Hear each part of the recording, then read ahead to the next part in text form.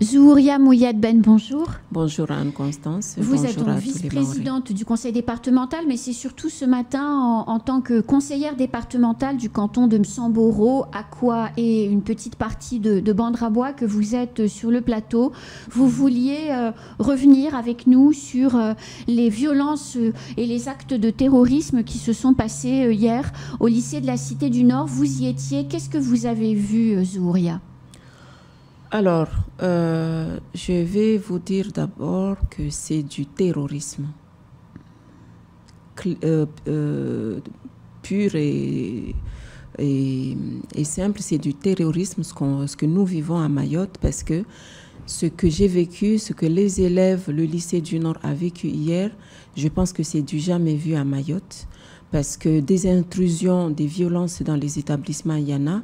Des intrusions dans des établissements scolaires, il y en a. Moi, j'œuvre dans des associations des parents d'élèves depuis plusieurs années. Et j'ai vu des choses, mais ce qui s'est passé hier, je ne l'ai jamais vu. Est-ce que vous pouvez nous rappeler ce qui s'est passé réellement hier avec la meute de terroristes? Alors, hier matin, très tôt le matin, j'ai reçu un message comme quoi il allait se passer quelque chose au lycée. Et j'avais une autre obligation, donc j'étais obligée de descendre sur Mamoudzou. Mais malheureusement, on m'a appelée. C'était la présidente de l'association des parents d'élèves qui m'a appelée quand je suis arrivée à Longoni, en pleurs. C'est une dame très forte, mais elle était en pleurs. Elle me disait, ça ne va pas du tout ici. Même les gendarmes se sont retirés parce qu'ils sont aussi attaqués par plusieurs jeunes. Ils étaient environ une vingtaine, voire trentaine de jeunes qui ont attaqué la voiture de la gendarmerie. Les gendarmes, ils étaient dedans, ils ont attaqué la voiture. Après, ils se sont introduits dans l'établissement.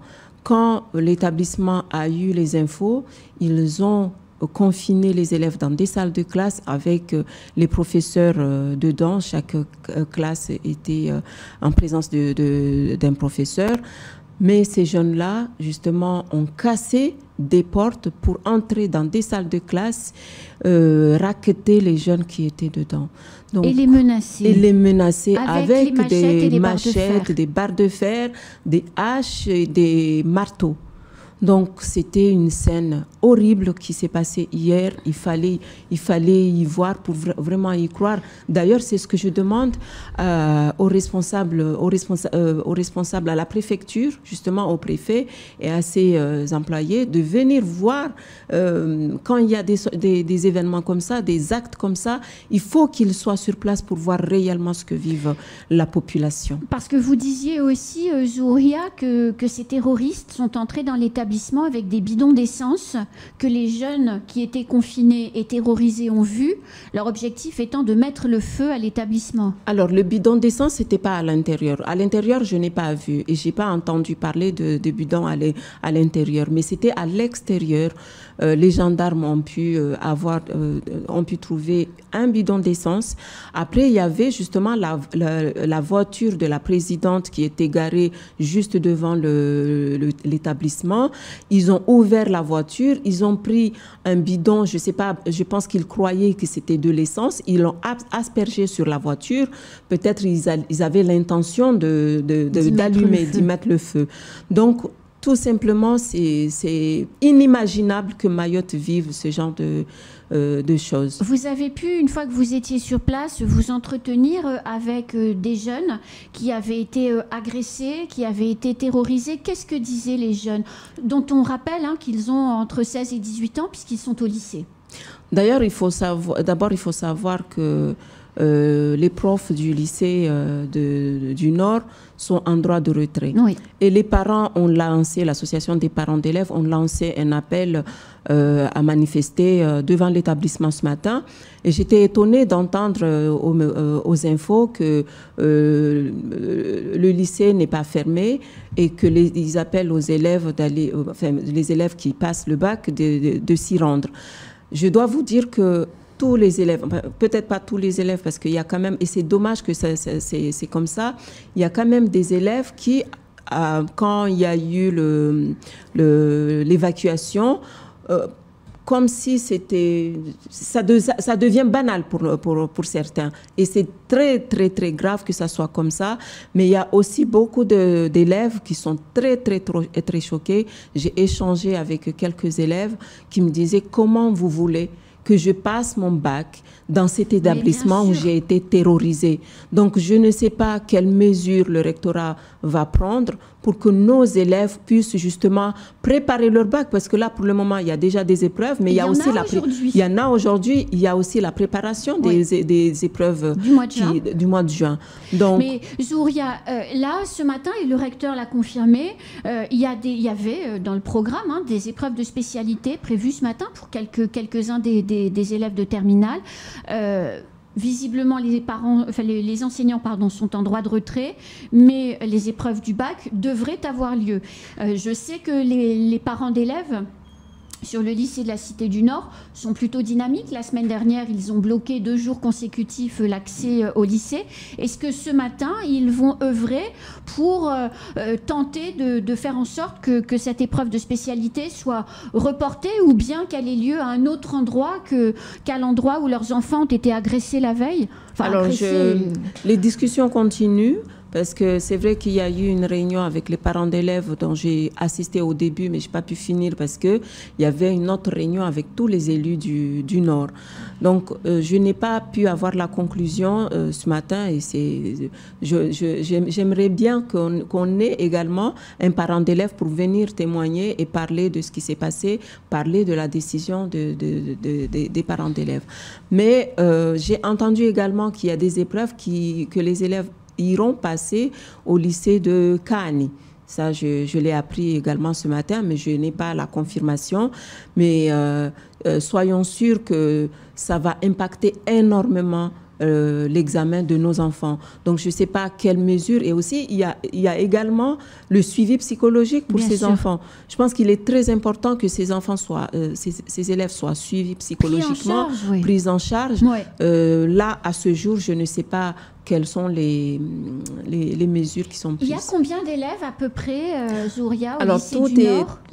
Tout est la question aussi, c'est qu'actuellement, il y a 2400 élèves au lycée du Nord, un lycée qui était prévu au départ pour accueillir 800 élèves. Là, actuellement, nous sommes à 2400 élèves, avec quelques salles de classe rajoutées, mais il faut aller au lycée du Nord pendant la période, pendant la récréation par exemple, pendant la pause, il faut voir comment c'est le lycée du Nord.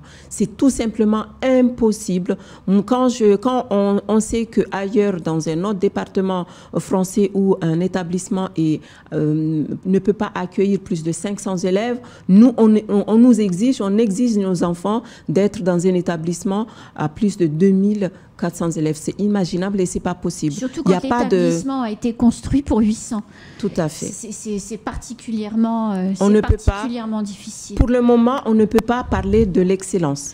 En tout cas, dans des établissements de Mayotte, dans aucun établissement de Mayotte, on ne peut pas parler d'excellence éducative. Donc, j'ai échangé avec la proviseure qui me disait: comment voulez-vous que je me concentre sur la préparation des examens alors que tous les jours, c'est les conflits, c'est les règlements, c'est la gestion des crises que je suis en train de faire.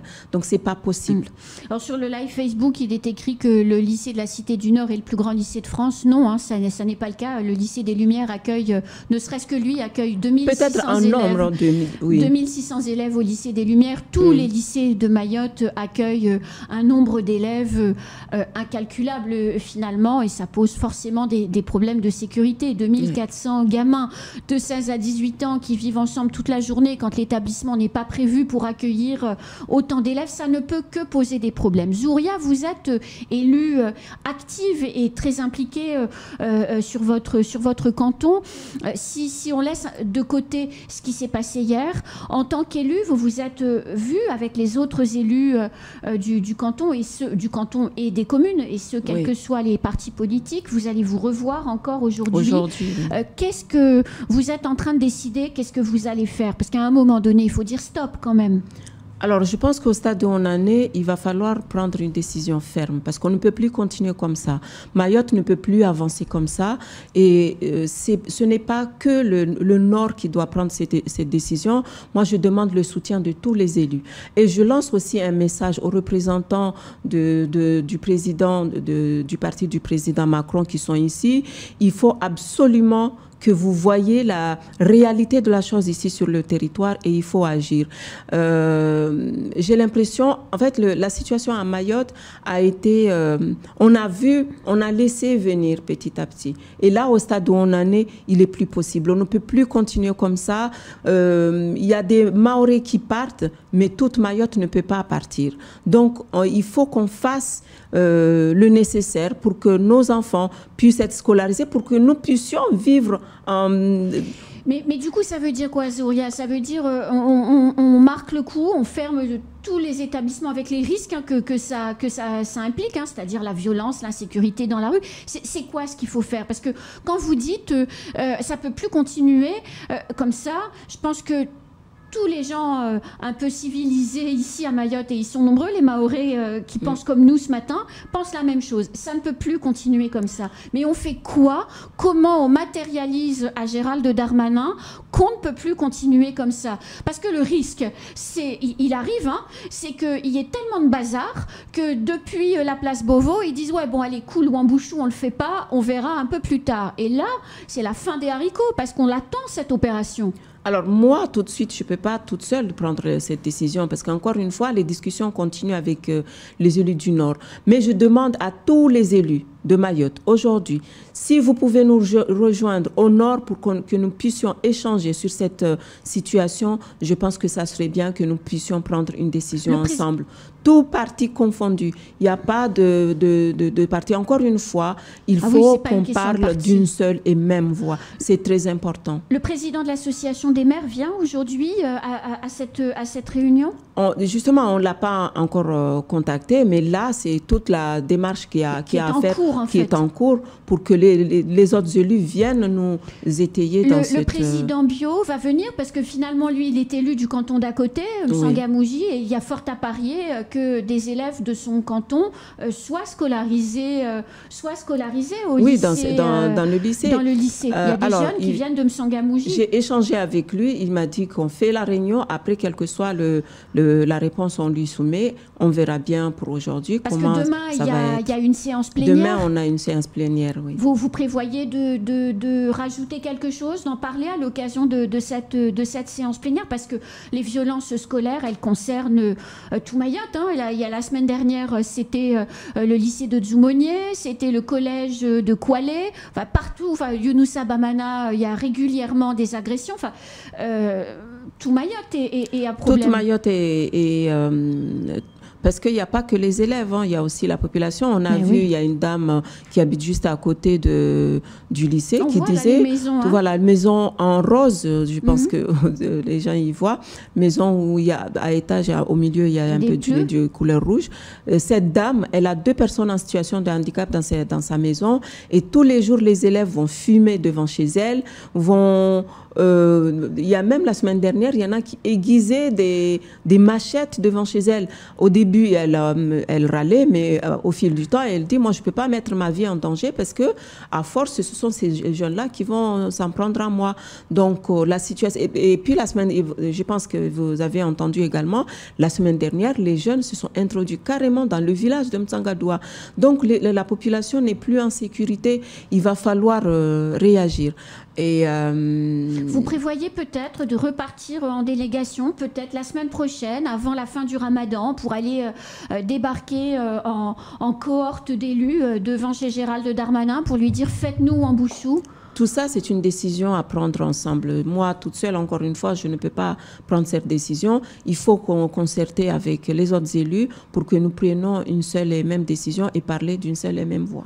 Enfin, en tout cas, j'espère que vous reviendrez très vite, peut-être demain ou après-demain sur le plateau, pour nous faire état justement des décisions qui seront prises, parce que je pense que chaque parent d'élève de Mayotte, et il y en a 100 000, puisqu'il y a 100 000 enfants scolarisés, a un œil ce matin sur le lycée de la Cité du Nord.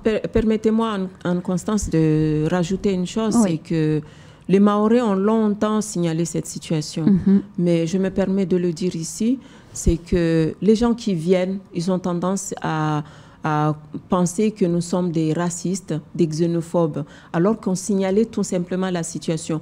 Nous qui connaissons notre île, on savait que ça allait partir en vrille. Donc là, ceux qui viennent et qui ont les moyens, il y en a beaucoup, les fonctionnaires, les hauts fonctionnaires qui sont ici, tous leurs enfants sont scolarisés ailleurs. Et malheureusement, ce que nous vivons en tant que parents, ils ne le vivent pas. Donc, je demande à ces personnes-là de prendre en considération ce que vivent les Mayottes et nous demandons de considération, tout simplement. Donc, c'est important.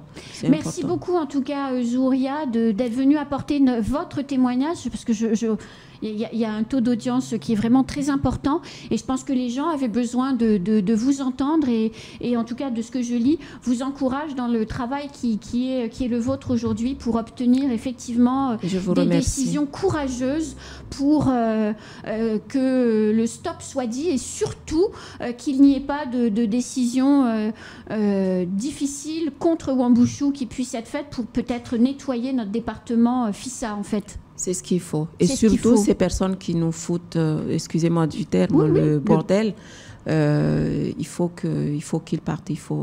Elles n'ont plus leur place ici. Elles n'ont plus leur place, tout à fait. Merci beaucoup, Zouria Mouyad-Ben, et bon courage aujourd'hui. Merci. Au revoir. Au revoir. C'est la fin de ce temps de parole. Tout de suite, la suite de nos programmes.